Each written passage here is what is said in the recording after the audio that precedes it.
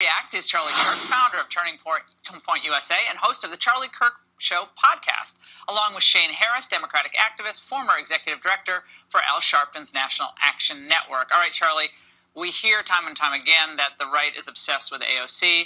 I actually liked her suit very much. I got to say something nice. I liked her suit. I thought it was really pretty. But it's the left that's jumping through all these hoops for her, and she's pretty young, and you're young, and you're out there doing a lot of stuff. But they really want this endorsement. Yeah, we're both in our 20s. Look, there's so much political energy around these horrific ideas. And you're going to see almost every major 2020 contender now come to try to get the anointing kiss the ring. AOC. I said this months ago. And you kind of look at it, is this really the center of gravity in the Democrat primary, where she's calling for a $93 trillion deal, where in the original draft, this is so important, Laura, where it said, quote, we want to pay people unwilling to work. Now, of course, they corrected it. I wonder who actually wrote it in the first draft. This is such radicalism. I wonder if the mainstream Democrats are realizing the kind of political suicide they actually might be committing here. I called it self-sabotage in my angle earlier, and that was kind of focused on the Russia-Trump obsession. But Shane, look, you're a young activist yourself. It's an interesting question, set aside politics.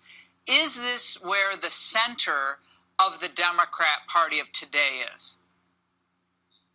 You know, I think it's good that we're having this conversation, Laura, and it's good to be on with you.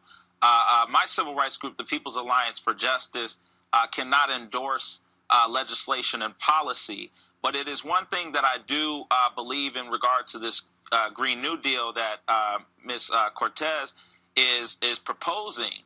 I think that it is very important that we talk about the reality that at least she's bringing up a conversation that we need to have about this country. I mean, Laura, wouldn't you agree that we do need some kind of reform when it comes to where we're headed with climate change? Wouldn't you agree that there's some reform that's necessary? Well, I think that one thing we probably should all come to terms with is that the worst polluters on the planet are countries like China, Vietnam, I believe Thailand, Sri Lanka, India. They're countries that really have a lot of work to do. And I think the United States has traditionally been a leader.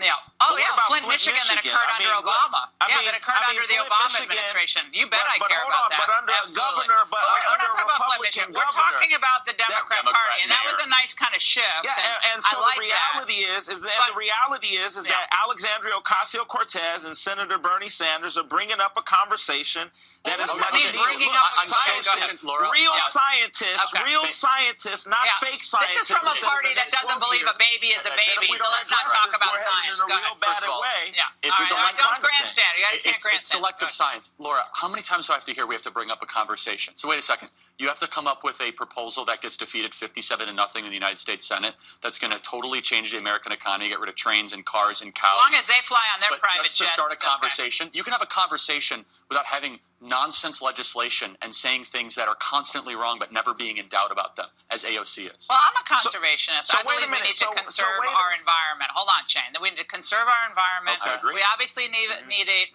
some type of balance. We're not going to go back to living in all living off the earth. That's not going to happen. Everyone would go freak without their Wi-Fi for 5 minutes. So that's not going to happen. So what do we do that's reasonable? And what Michael Bloomberg said, I think, a couple months back, Shane, that let's get out of fantasy land.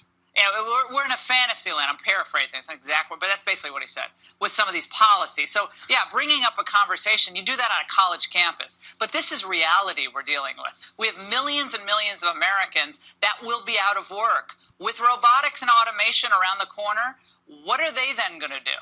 I think that's a reasonable question to have as we talk about, I want a cleaner planet. I want a cleaner United States. I want a cleaner ocean. I'm for all that. But then the question then becomes, what about the babies in Flint who will not be able to live, who will not be able to think about the babies in Flint who have not been able to have clean water multiple years? I mean, why are we living like a third world country in the United States of America? Why do the Democrats welcome in 20 million illegal immigrants to distract us away from helping the American people, including people 2 blocks from here tonight on the street? But conversation. No, We it's can a have lot of different resources. opinions, It's but we can't minimal have different resources. facts, We Laura. aren't living Let's like have a third real world country. conversation Stop that about kind of what happened in demagoguery. Flint, Michigan. Second of all, Flint, Michigan, under the Obama administration, a Democrat mayor that has been consistently misrepresented by the media. Laura and I don't support what happened in Flint, Michigan. Don't try to straw man us. We love the environment. You love the environment. We have a different way to go about it. We think you should still have energy independence, energy exploration, and not kill American jobs while also conserving the But environment. I mean, here's the problem. So all these people are talking. You guys, hold on. All these people are talking about we're going to do this about climate change.